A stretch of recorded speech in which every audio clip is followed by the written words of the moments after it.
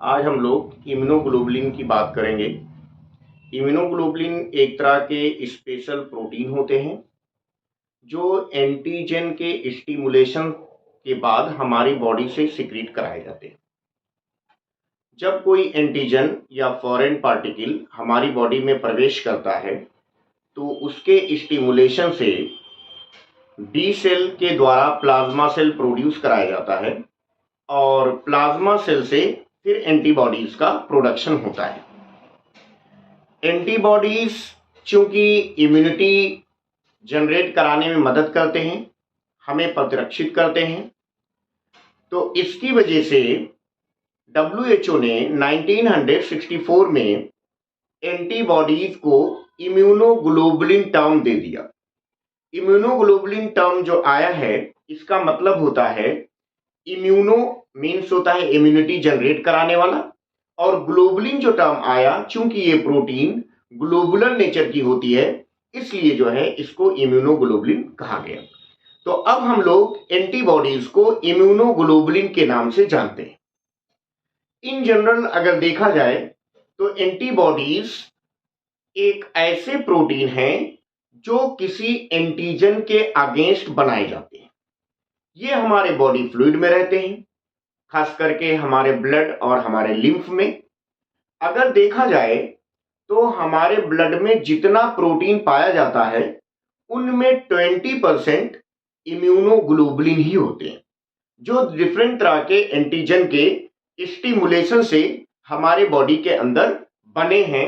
इनको बनाने का काम बी सेल्स करते हैं। बी सेल्स प्लाज्मा सेल्स को प्रोड्यूस करा के इनका प्रोडक्शन करते हैं।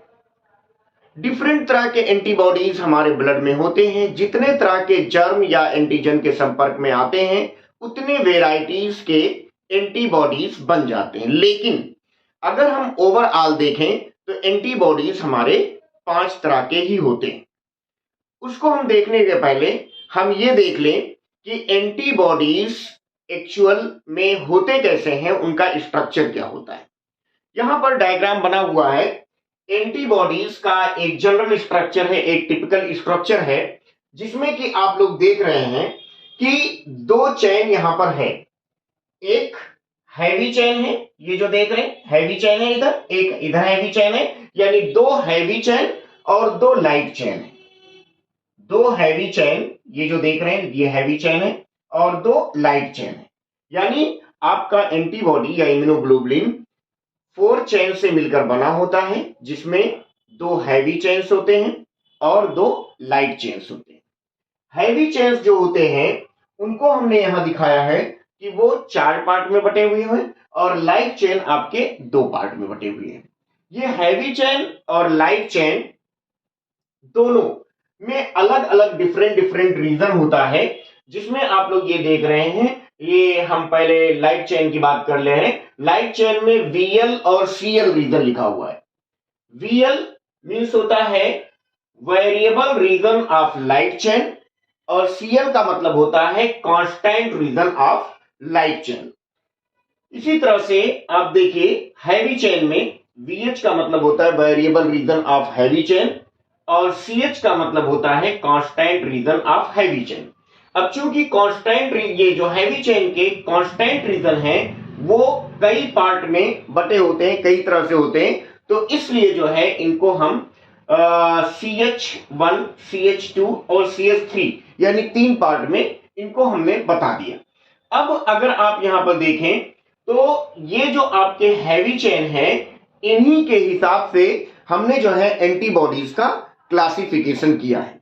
हैवी चेन जो है आपके वो 5 तरह के होते हैं, अल्फा, डेल्टा, एप्सिलॉन, गामा और म्यू। इनके हिसाब से हमने antibodies immunoglobulin A, immunoglobulin D, immunoglobulin E, immunoglobulin M और इम्यूनोग्लोबुलिन G का नाम दिया। G for gamma, M for mu, ये नाम दिया। अब अगर आप यहां पर देखें 2 तरह के चेन से आपका इम्यूनोग्लोबुलिन बना हुआ होता है, जिसमें ये चेन जो देख रहे हैं आप ये है हैवी चेन, ये दोनों हैवी चेन है, और इसके अलावा ये दोनों जो देख रहे हैं आप लोग ये लाइट चेन है। हैवी चेन जो है अपनी जगह से जो है एक तरह से इस तरह से वो मुड़ सकता है, इसीलिए यहां पर कहते हैं ये हमारा हिंज है। इस जगह से हैवी चेन आपका इस कंडीशन में अभी बना हुआ है, ये ऐसे हो सकता है, ये इसमें मूवमेंट होता है, एंटीजन पे स्ट्रेस क्यों बाइंड करना होता है, तो इसमें इतनी फ्लेक्सिबिलिटी होती है कि ये उससे बाइंड कर जाए। अब अगर आप यहां पर देखें तो ये जो वेरिएबल रीजन है, जिसको चाहे वो लाइट चेन का हो चाहे ये हैवी चेन का हो, दोनों के वेरिएबल रीजन्स जो होते हैं यही एक्चुअल में एंटीजन से बाइंड करते हैं। वेरिएबल रीजन अलग अलग तरह के एंटीबॉडीज का अलग अलग तरह का हो सकता है। वेरिएबल रीजन इस हिसाब से होता है कि एंटीजन किस तरह के आ रहे हैं, एंटीजन के स्ट्रक्चर के हिसाब से, उसके केमिकल कंपोजिशन के हिसाब से वेरिएबल रीजन अलग अलग तरह का हो सकता है। आप ये कह सकते हैं कि वेरिएबल रीजन आपके थाउजेंड्स टाइप के भी हो सकते हैं, लेकिन जो इनका कांस्टेंट रीजन है, जो कि खास करके हैवी चेन का, वो केवल 5 तरह का ही होता है, जिसको हमने आपको पहले ही बताया है कि ये आपका जो है अल्फा, गामा, डेल्टा, एप्सिलॉन और म्यू के हिसाब से 5 तरह का ही ये आपका हैवी चेन होता है। ये वेरिएबल रीजन जो आप लोग देख रहे हैं यहाँ पर, ये वेरिएबल रीजन चाहे वो हैवी चेन का हो चाहे वो लाइट चेन का हो, दोनों चेन के वेरिएबल रीजन का काम होता है कि वो एंटीजन से बाइंड करे, एंटीजन से जुड़ने का काम करता है। वेरिएबल रीजन एंटीजन से बाइंड कराने का काम करता है। फिर ये जो बड़ा वाला रीजन है आप देख रहे हैं हैवी, ये आपका कांस्टेंट रीजन उसको मारने का काम करता है, यानी उसके साथ रिएक्शन करके उसको खत्म करने का काम करता है। तो ये वेरिएबल रीजन जो है इसको हम कह देते हैं कि ये एंटीजन बाइंडिंग रीजन है, एंटीजन बाइंडिंग रीजन है। और ये आपका जो कांस्टेंट रीजन है ये बायोलॉजिकल एक्टिविटीज के लिए है, यानी कि उसको मारने के लिए है, उसको खत्म करने के लिए है। अब अगर हम यहां पर मैंने इन सब का फुल फॉर्म भी लिख दिया है। VL का मतलब है variable region of light chain, CL का मतलब है constant region of light chain, VH का मतलब है variable region of heavy chain और कांस्टेंट CH का मतलब है constant region of heavy chain. ये यहां पर लिखे हुए हैं।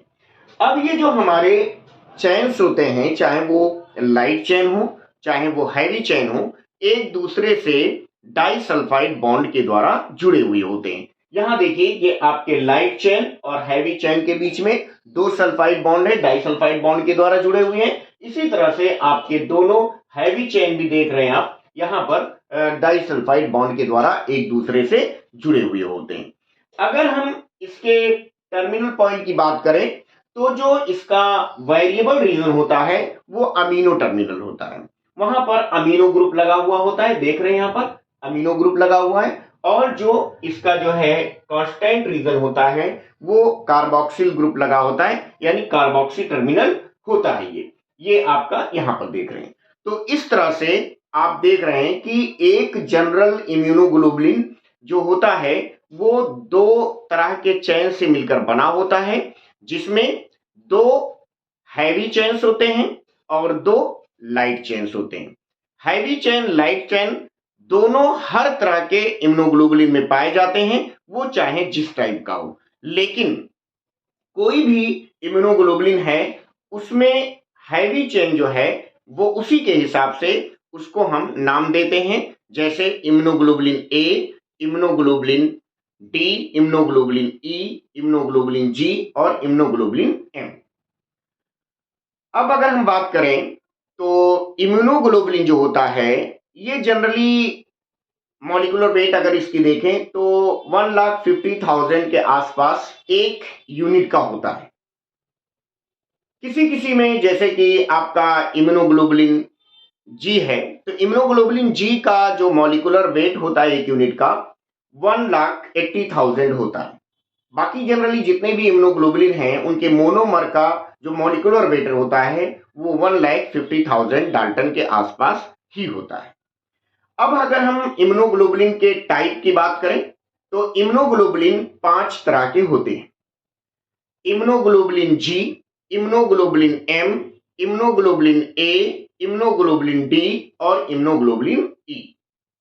इनका जो टाइप डिसाइड किया गया है वो इनके हैवी चेन के हिसाब से है।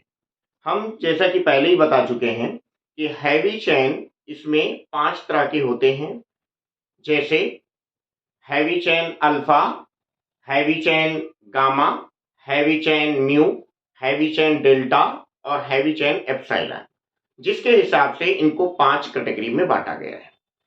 अब हम सबसे पहले देख लेते हैं इम्यूनोग्लोबुलिन गामा।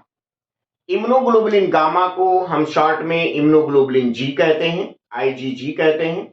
ये सबसे ज्यादा पाया जाने वाला इम्यूनोग्लोबुलिन है। टोटल इम्यूनोग्लोबुलिन का 80% होता है।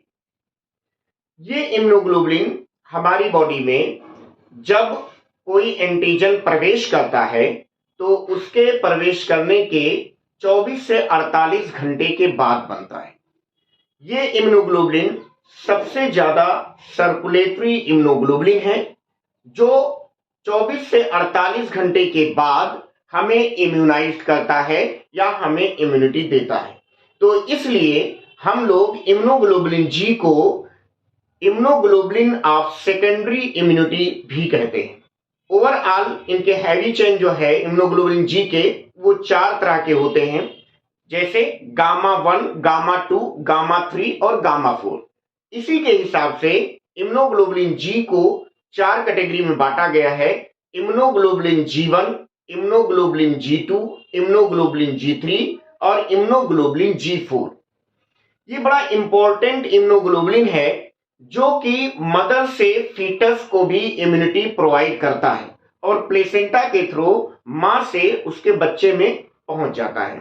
जो 4 कैटेगरी हैं इम्यूनोग्लोबुलिन की, इनमें इम्यूनोग्लोबुलिन G2 को अगर छोड़ दिया जाए तो जितने तरह के इम्यूनोग्लोबुलिन हैं वो सब मदर से बच्चे में प्लेसेंटा के थ्रू पास कर जाते हैं। इम्यूनोग्लोबुलिन G2 पास नहीं करता है। इम्यूनोग्लोबुलिन जी की अगर स्ट्रक्चर हम देखें तो ये पेंटामर के फॉर्म में पाया जाता है। पेंटामर का मतलब होता है कि ये 5 यूनिट के साथ होता है। 5 यूनिट के साथ होता है, यानी 5 यूनिट से मिल करके ये बना हुआ होता है। तो जैसे कि इसके एक यूनिट का मॉलिक्यूलर वेट 1,80,000 डाल्टन है, तो 5 यूनिट का मॉलिक्यूलर वेट 9 लाख डाल्टन के आसपास हो जाता है। तो ऐसे कहा जाए तो ये आपका इम्यूनोग्लोबुलिन सबसे बड़ा इम्यूनोग्लोबुलिन है जितने भी इम्यूनोग्लोबुलिन पाए जा रहे हैं, क्योंकि ये पेंटामर के फॉर्म में पाया जाता है। सबसे ज्यादा पाया जाने वाला भी इम्यूनोग्लोबुलिन है। ये 80% होता है टोटल इम्यूनोग्लोबुलिन का। अब दूसरा इम्यूनोग्लोबुलिन जो है आपका इम्यूनोग्लोबुलिन म्यू या इम्यूनोग्लोबुलिन एम कहते हैं। ये टोटल एंटीबॉडीज या इम्यूनोग्लोबुलिन का ये लगभग 5 से 10% होता है। और ये जो है जैसे ही कोई जर्म हमारे बॉडी के अंदर या एंटीजन हमारी बॉडी के अंदर प्रवेश करता है, ये एंटीबॉडी सबसे पहले बनता है। सबसे पहले बनने वाला एंटीबॉडी इम्यूनोग्लोबुलिन एम है और इसी वजह से हम लोग इसको antibodies of primary immune response कहते हैं। सबसे पहले बनने वाला एंटीबॉडी इम्यूनोग्लोबुलिन एम ही है, यानी फर्स्ट क्लास एंटीबॉडी है जो किसी भी एंटीजन के प्रवेश करने के बाद हमारी बॉडी में सबसे पहले बनता है। और जनरली ये 20 लिम्फोसाइट्स के साथ जुड़ा भी देखा जा सकता है। अब ये आपका तीसरे तरह का जो एंटीबॉडी है ये आपका इम्यूनोग्लोबुलिन अल्फा है। इम्यूनोग्लोबुलिन अल्फा जो कि 10 से 15% पाया जाता है, 10 से 15% होता है टोटल का जितने भी एंटीबॉडीज होते हैं। और ये अल्फा एंटीबॉडीज भी आपका डायमर में पाया जाता है। डायमर का मतलब ये 2 यूनिट से मिलकर बने हुए होते हैं।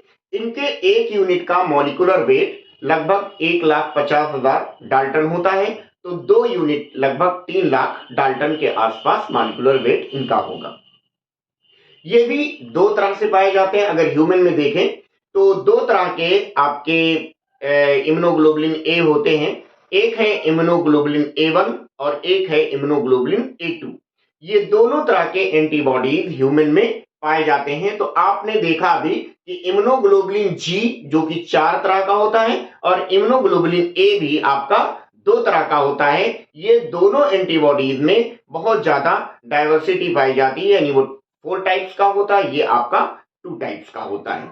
अब यहां पर अगर आप देखें तो इम्यूनोग्लोबुलिन ए को हम लोग जो है इम्यूनोग्लोबुलिन ऑफ सिक्रीशंस कहते हैं, यानी एंटीबॉडीज ऑफ सिक्रीशंस कहते हैं, क्योंकि ये हमारे बॉडी के जितने सिक्रीशंस हैं उनमें इनकी संख्या ज्यादा पाई जाती है, और खास करके ये वायरसेस से हमें बचाने के लिए बने हुए होते हैं। वायरस के जो इन्फेक्शन होते हैं उनसे प्रोटेक्ट करने में हमारी मदद करते हैं।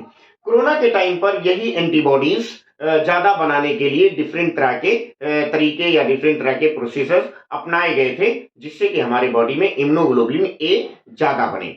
इम्यूनोग्लोबुलिन ए, जैसा कि हमने कहा कि ये इम्यूनोग्लोबुलिन ऑफ सिक्रीशंस है, यानी एंटीबॉडीज ऑफ सिक्रीशंस है, तो हमारे बॉडी के जितने भी सिक्रीशंस हैं उनमें ये मिल पाया जाता है, चाहे वो हमारा सैलाइवा हो या हमारा नेजल सिक्रीशन हो या हमारा जो है आई से निकला हुआ आंसू हो यानी टीयर्स हो, या बॉडी के दूसरे और सिक्रीशंस हो, उन सारे सिक्रीशंस में आपका इम्यूनोग्लोबुलिन ए पाया जाता है।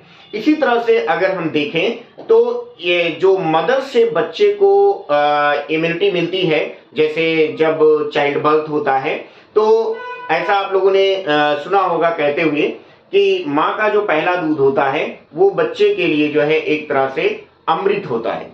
तो माँ का जो पहला दूध, जिसको हम कोलेस्ट्रॉम कहते हैं, कोलेस्ट्रॉम में एंटीबॉडीज ए ही होते हैं जो बच्चों को कई हफ्ते के लिए इम्यूनाइज करते हैं, बच्चों को कई हफ्ते के लिए इम्यूनाइज कर देते हैं, क्योंकि कोलेस्ट्रॉम के थ्रू उनको इम्यूनोग्लोबुलिन ए मिल जाता है। अब हम देखते हैं हमारा इम्यूनोग्लोबुलिन डेल्टा है। इम्यूनोग्लोबुलिन डेल्टा, जिसको इम्यूनोग्लोबुलिन डी कहते हैं, ये इम्यूनोग्लोबुलिन डी बहुत कम मात्रा में पाया जाता है। ये 0.02% टोटल इम्यूनोग्लोबुलिन का होता है, और जनरली ये इम्यूनोग्लोबुलिन एम के साथ बी सेल से लगा हुआ देखने को मिलता है, और ये जनरली जो है बी सेल से अटैच रहता है, इस तरह का इम्यूनोग्लोबुलिन। अब आपका जो है ये है इम्यूनोग्लोबुलिन एप्सिलॉन, जिसको हम लोग इम्यूनोग्लोबुलिन ई कहते हैं। ये टोटल इम्यूनोग्लोबुलिन का लगभग 1% होता है, टोटल इम्यूनोग्लोबुलिन का लगभग 1% होता है, और जो हमारे बॉडी में एलर्जिकल रिएक्शंस होते हैं, यानी हाइपर सेंसिटिविटी वाले जो रिएक्शंस होते हैं उनको परफॉर्म करने में ये इन्वॉल्व होता है। खास करके जो हमारा इमीडिएट हाइपर सेंसिटिव होती है उसके लिए, हाइपर सेंसिटिविटी होती है उसके लिए ये जिम्मेदार होता है, और इसका जो मॉलिक्यूलर वेट होता है वो लगभग 1,90,000 के आसपास इसका मॉलिक्यूलर वेट होता है। और अगर मोनोमर की बात करें तो ये सबसे बड़ा एंटीबॉडी या सबसे ज्यादा मॉलिक्यूलर वेट का एंटीबॉडी ये होता है आपका। ये जनरली जो है एंटीबॉडी जो है एलर्जिकल रिएक्शंस के लिए जो है रिस्पॉन्सिबल होता है, यानी हमारी बॉडी में जो एलर्जिकल रिएक्शंस या हाइपर सेंसिटिविटी होती है वो इसके द्वारा परफॉर्म कराई जाती है।